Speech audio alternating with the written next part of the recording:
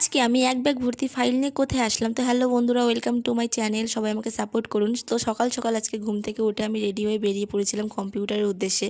তো সেখানে গিয়ে দেখি আজকে কম্পিউটার হল প্রায় ফাঁকা। হয়তো শিবরাত্রির জন্য অনেকে কেউ আসেনি। তারপরে আমাদের স্যার এই কাজগুলো করতে দিয়েছিল। স্যারের কথা মতন আমরা সবাই কাজগুলো করে নিলাম। তারপর আমরা বেরিয়ে পড়লাম সাইকেল নিতে। এখান থেকে সাইকেল নিয়ে তারপর আমার প্রচণ্ড খিদে পেয়েছিল। এই কচুরি দোকান থেকে কচুরি খেয়েছিলাম। তখন প্রায় 1টা বেজে গিয়েছিল। আসলে আমি টাইম মতন খেতে না পারলে আমার প্রচণ্ড প্রবলেম হয়, মাথা ঘোরায়। তাই আর সহ্য না করে খেয়েই নিলাম।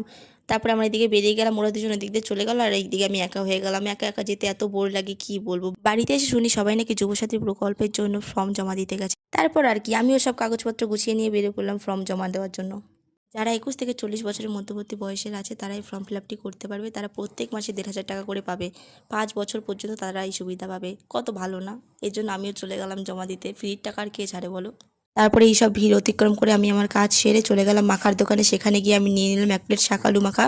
তখন বেলা 3টে বেজে গেছে। এত খিদে পেয়েছে কি বলবো, খিদে পুরো মাথা যন্ত্রণা করছিল। বাড়ি এসে আমার শরীর এত পরিমাণে খারাপ হয়ে গেছিলো, তারপরে আমি পুরো শুয়ে পড়েছিলাম।